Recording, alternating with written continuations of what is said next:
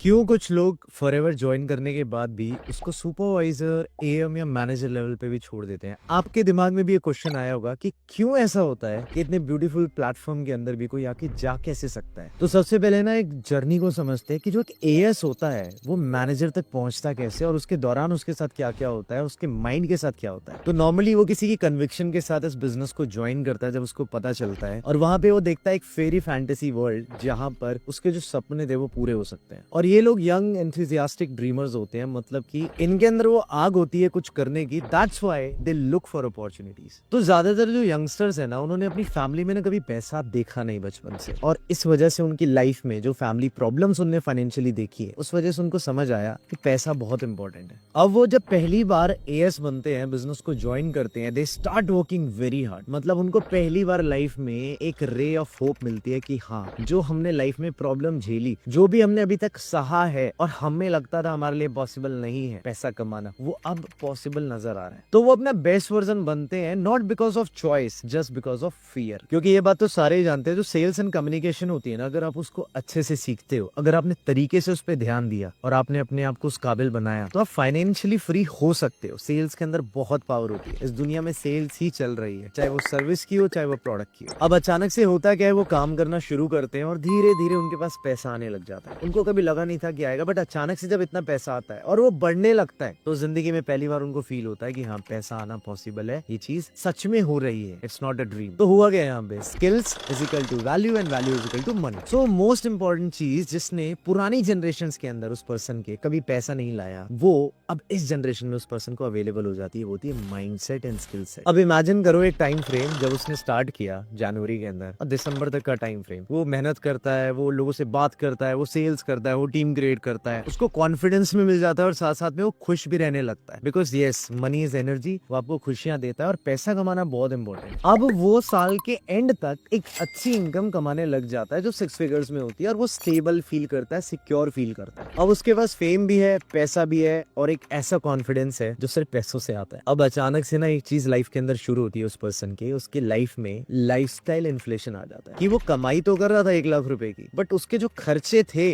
जो पहले 10,000 रुपए भी नहीं थे, 5,000 रुपए भी नहीं थे जब वो शुरू कर रहा था, अब वो धीरे धीरे 40,000, 50,000, 80,000 तक पहुंच रहे हैं। मतलब जैसे जैसे इनकम बढ़ती है वैसे वैसे जब खर्चा बढ़ने लगता है, उसको हम लाइफस्टाइल इन्फ्लेशन कहते हैं। कि कई लोग सेटल नहीं कर पाते। अब वो गलती क्या करते हैं कि वो अपनी इनकम को ना स्टेबल समझ लेते हैं और अपने खर्चों को डबल कर देते हैं। उनको लगता है कि हमारी इनकम ना स्टेबल ही रहेगी और हमारे जो खर्चे हैं वो हम कंट्रोल में ले आएंगे, बट जो खर्चे होते हैं वो कभी कंट्रोल में नहीं आते। इस वजह से what happens, income starts fluctuating. अब वो अचानक से क्या देखते हैं कि जो इनकम है यार वो तो बढ़ ही नहीं रही है, बट जो खर्चे है वो बढ़े जा रहे हैं। और वो बेसिक प्रिंसिपल नहीं समझ पाते कि इस दुनिया में लोग पैसों के लिए पूरे एफर्ट मारते हैं। पैसा कभी टिकता नहीं है किसी के पास। अगर आप एक बहुत डिसिप्लिन और पैसे के साथ फाइनेंशियली लिटरेट इंसान नहीं हो ना, पैसा चला जाएगा। और कहीं पर ना ये सिनेरियोस डिफरेंट भी हो सकते हैं कि आपने कोई लाइबिलिटी खरीद ली हो, बहुत ज्यादा बड़ा एक्सपेंस कर दिया हो, या किसी को लोन भी दे दिया हो, इससे भी खुद के फाइनेंसेस हिल जाते हैं। यहाँ पे ओवरऑल होता क्या है कि जो दिमाग है ना, जो पहले अबंडेंस में था, अब वो लैक में चला जाता है, और इंसान को ये लगने लगता है कि शायद जो मैं प्लेटफॉर्म कर रहा हूँ, जिस काम के अंदर मैं हूँ, यार रिजल्ट नहीं आता। और ऐसे कई लोग 2-3 साल जब काम कर लेते हैं एंड दे सी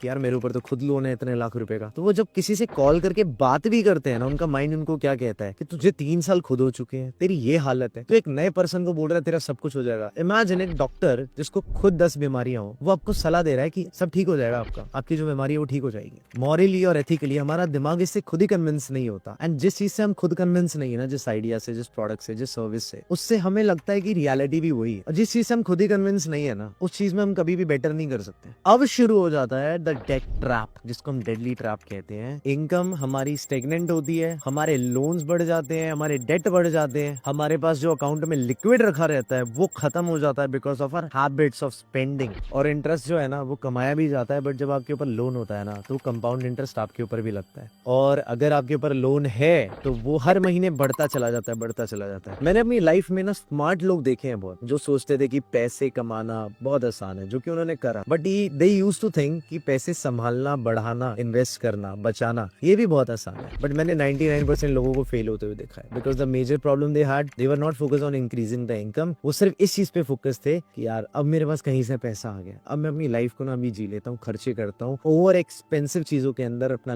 पैसा लगा देता हूँ। स्टार्टिंग में उस समझदार व्यक्ति को ये लगता है कि वो सारी चीजों को सॉल्व कर सकता है। लोन ही तो है, क्रेडिट कार्ड का बिल ही तो है, छोटे मोटे लोन्स हैं, कर देंगे, किसी से उधार ले लिया, खर्चा आया तो कर लिया, ले लिया क्रेडिट कार्ड से। बट इतनी आसान नहीं होती चीजें। देखो यार, बचपन से ना जो पैसे के रूल्स होते हैं ना, साइकोलॉजी ऑफ मनी है, वो कभी चेंज नहीं होती। अपनी फैमिलीज के अंदर या फिर जो वेल्थिएस्ट जनरेशंस है, उन्होंने पैसों के बारे में कुछ बातें बताई है, बिकॉज पैसा बहुत तेज मूव करता है। अगर आप उसको संभालने के लायक नहीं है ना, अगर आप डिजर्व नहीं करते, तो वो पैसा आपके हाथ से चला जाएगा। और मनी की साइकोलॉजी ये कहती है कि जिन लोगों के ऊपर डेट हो जाता है, लोन हो जाता है, वो अपने मेंटल मॉडल के हिसाब से दुनिया को देखने लगते हैं। उनको लगता है कि यार मेरी हालत ऐसी है तो सबकी हालत ऐसी है, और ये शायद कोई बहुत मुश्किल चीज है वो लोन पे करना या फिर अपने आप को वापस से सिक्योर करना। यहाँ पे काम के अंदर कोई गलती नहीं है। आप फॉरएवर छोड़ो, आप कोई भी काम कर रहे होते, उसके अंदर आप ऐसी सिचुएशन में आते हैं, आप प्रोडक्टिविटी दे ही नहीं पाते। तो कई बिलीफ है ना, ये फैमिली बैकग्राउंड से भी आते हैं, मम्मी पापा दादा दादी से भी पैसों के, क्योंकि मेजोरिटी जो इंडियंस हैं, हम लोग हैं, हमारी फैमिलीज में बिजनेस नहीं करते थे लोग। हमारे जो एंसेस्टर्स थे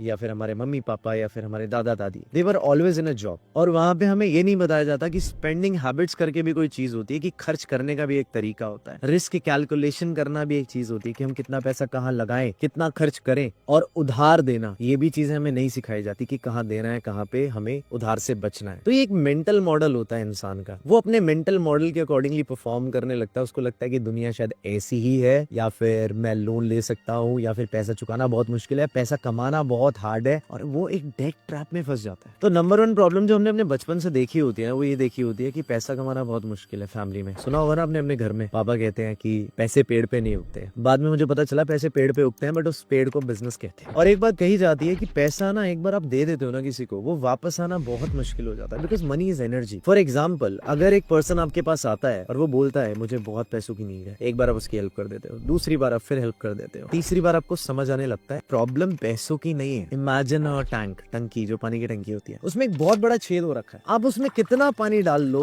वो टंकी फुल नहीं हो सकती। तो सॉल्यूशन पैसा नहीं था, पानी नहीं था कि उसमें पानी भरेंगे तो वो भर जाएगा। सॉल्यूशन पहले ये था कि जहां से वो पानी रिस रहा है ना, जहां खर्च हो रहा है, जहां पे पैसा आपकी जेब से जा रहा है, उसको रोकना था। उसके बाद अगर आप नॉर्मली भी पानी भरते हैं ना, तो टंकी फुल हो जाता है। बट कई लोगों को ये लगता है, वो भूल जाते हैं कि शायद मैं इधर उधर से पैसे ले लेके भरता रहूंगा और लोन पे करता रहूंगा, क्रेडिट कार्ड घुमाता रहूंगा। होते हैं ना कई लोग क्रेडिट कार्ड घुमाते रहते हैं। मुझे ये सब देख के ना काफी बुरा भी लगता है, बिकॉज दे डोंट अंडरस्टैंड। पहली बात, उनको क्रेडिट कार्ड यूज करना नहीं आता। दूसरी चीज, दे डोंट अंडरस्टैंड कि इस दुनिया में अबंडेंस में पैसा है, कोई लैक नहीं है कि आप 500-1000 रुपए बचाने के लिए you do everything and you feel frustrated. I say whatever you are earning right now monthly, अगर आप महीने के 50,000 रुपए कमाते हो तो आपका साल का 6 लाख रुपए होता है। मैं कहता हूँ एटलीस्ट अपने अकाउंट में 3 साल का पैसा रखो, 18 लाख रुपए रखो, सेविंग्स में रखो। आई सी सम पीपल दे से कि सेविंग्स में पैसा रखने वाले लोग बहुत बेवकूफ होते हैं। I don't think so. ऐसे बड़े बड़े यूट्यूबर्स को भी मैंने देखा है जो बोलते हैं मेरे अकाउंट में 4,000 रुपए भी होता है तो मैं इन्वेस्ट कर देता हूँ। यू डोंट अंडरस्टैंड यार, उनकी इनकम कितनी है वो भी तो देखो ना। उनको पता है कि उनकी इनकम सोर्स ना लाखों में है। They are influencers, they will tell you कि 20 लाख आता है, 50 लाख आता है, 1 करोड़ आता है। अगर वो 4,000 रुपए अकाउंट में रख के दे भी देंगे, they know how to get it back, because उनके पास लिक्विड फंड होते हैं। They never tell you. तो इसके ना रूल कभी चेंज नहीं होता यार पैसे के। If you are not patient with money, पैसा चला जाएगा। 2011 के अंदर केबीसी के अंदर सुशील कुमार ने एक 5,000 रुपए 8,000 रुपए की नौकरी करने वाले कंप्यूटर ऑपरेटर थे। वो केबीसी खेला, 5 करोड़ रुपए जीत गए। And we thought oh my god, इसकी तो लाइफ चेंज हो गई। आप लोग ये नहीं समझे, पैसा सॉल्यूशन नहीं है। अगर वो व्यक्ति मेंटली तैयार ही नहीं है ना उतने पैसे को हैंडल करने के लिए, वो लूज कर देगा। आज ही सेलिंग मिल्क, वो दूध बेचते हैं, आज वो गाय का दूध निकाल रहे हैं और वो कर रहे हैं। तो इसका मतलब क्या है? सारा पैसा चला गया। And what is the reason? The reason is कि ही वाज नॉट प्रिपेयर्ड। अचानक से इतना अबंडेंस आना, when you are not prepared,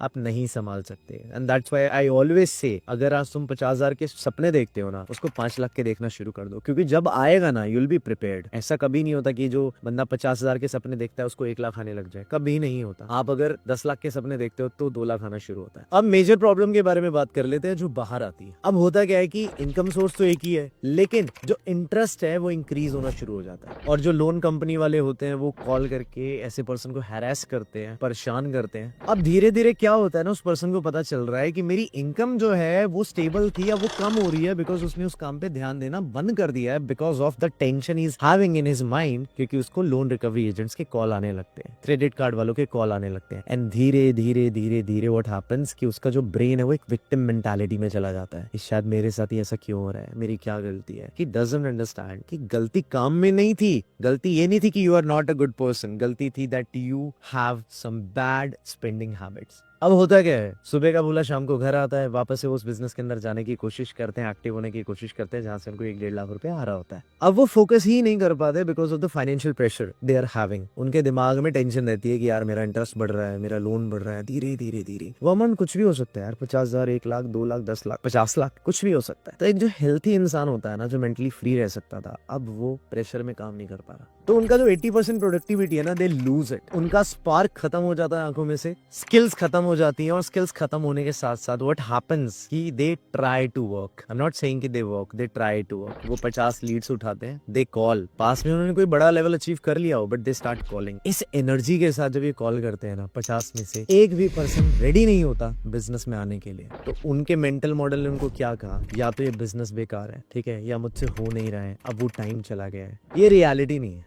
ये सिर्फ और सिर्फ उनके मेंटल स्टेट, उनके मेंटल मॉडल की वजह से वो फील कर रहे होते हैं। बिकॉज आप सबको पता है ना यार, अगर हम पॉजिटिव होते हैं तो हमें लगता है दुनिया भी पॉजिटिव है, अगर हम नेगेटिव होते हैं तो हमें लगता है दुनिया भी नेगेटिव है। This is the rule, this is the basic human rule. Psychology यही कहती है, जैसा हम फील करते हैं हमें दुनिया वैसे दिखने लग जाती है। और ऐसा होता है क्योंकि वो 50 कॉल करने के बाद भी एक भी एनरोलमेंट या फिर कोई पर्सन साथ में नहीं आता। बिकॉज जब उन्होंने स्टार्ट किया था, they were doing the hard work, और एंड में आते आते जब पैसा आता है ना, इंसान ढीला पड़ता है, वो अपनी स्किल्स को भूल जाता है, कहता है मुझे अब क्या जरूरत है सीखने की, कर लिया ना मैंने। But they don't understand, skills ना ठंडी भी पड़ सकती है अगर आप ध्यान नहीं देते। अगर आज आपके पास पैसा आ रहा है तो आपके पास्ट के एफर्ट्स की वजह से आ रहा है, तो वो अपनी लर्निंग छोड़ देते हैं। अब जब वो वापस जाते हैं लोन वोन होने के बाद, प्रॉब्लम आने के बाद, काम करने के लिए कुछ नहीं है उनके पास, कॉन्फिडेंस भी लूज कर दिया, स्किल्स भी लूज कर दी, और मेंटली दे आर एग्जॉस्टेड। ऐसा नहीं है कि वो होता नहीं है। वहीं पर हम एक नॉर्मल पर्सन को जो दिमाग से फ्री है, एक एएस को भी हम बोलेंगे ना कॉल कर ले, वो भी अपना रिजल्ट निकाल सकता है, वो भी अपना बेसिक दिमाग यूज करता है। बट क्या करे, ऐसे लोगों का दिमाग जो very smart, they smart people, they take loans, they fall in the credit card trap, they are extremely smart. आप उनसे मिलेंगे आपको बहुत स्मार्ट बातें करते हुए दिखेंगे, दे मतलब ऐसे ज्ञानी इंटेलिजेंट लोग, बट वो पैसे मैनेज नहीं कर पाते। अब वो क्या करते हैं कि वो अपनी रियलिटी, एक पर्सनल दुनिया के अंदर एक अपनी खुद की रियलिटी बना लेते हैं। वो लॉ ऑफ रियलिज्म के हिसाब से नहीं चलते, जो सही में रियलिटी है ना उसके हिसाब से नहीं देखते चीजों को। अब होता क्या है, जब उनको रिजल्ट नहीं आता 50 कॉल करने के बाद, तो उनको लगने लगता है कि यार अगर मेरा ही नहीं हो रहा तो मेरी टीम का क्या होगा। और माइंड वही बात कहता है कि तुझे तो 3 साल हो गए, तुझे तो 2 साल हो गए, तू आज इतना सब कुछ करने के बाद भी अभी भी तेरी हालत वैसे ही है, तो तुम किस कन्विक्शन के साथ कॉल करोगे, मुझे बताओ। क्या कन्विक्शन है कि हेलो आपको बिजनेस करना है, आप आ जाओ, इतना पैसा लगने वाला है, सब कुछ ठीक हो जाएगा, you will be financially free, and you are seeing खुद के अकाउंट में 0 बैलेंस है, माइनस में जा चुका है, क्रेडिट स्कोर बिल्कुल फक्ड अप हो चुका है, एंड तुम्हें कॉल पे कॉल आई जा रही है, तो you lose your self esteem at the end. गलती फॉरएवर की नहीं थी और ना हो सकती है, और किसी भी बिजनेस की काम करोगे तो होगा। बट अगर आपने अपनी एक अलग दुनिया बना रखी है ना, जहाँ पे आप लोन रिकवरी एजेंट्स के साथ डील कर रहे हो, काम पे ध्यान ही नहीं दे रहे हो, तो कैसे होगा। काम ना एफर्ट मांगता है, स्किल्स को रोज अपग्रेड करना पड़ता है, ऐसे ही नहीं कोई टॉप पे चला जाता है हर बार, बहुत सोचे समझे एफर्ट होते हैं। ऐसे मैं बहुत बुद्धिजीवियों से मिला हूँ जो दिखने में, बात करने में आपको ऐसे स्मार्ट लगेंगे, इंटेलिजेंट लगेंगे, ऐसा लगेगा कि ओशो का सारा ज्ञान उनके दिमाग में ही है, बट उनकी पर्सनल लाइफ आप जब खोज के देखोगे ना, यू विल सी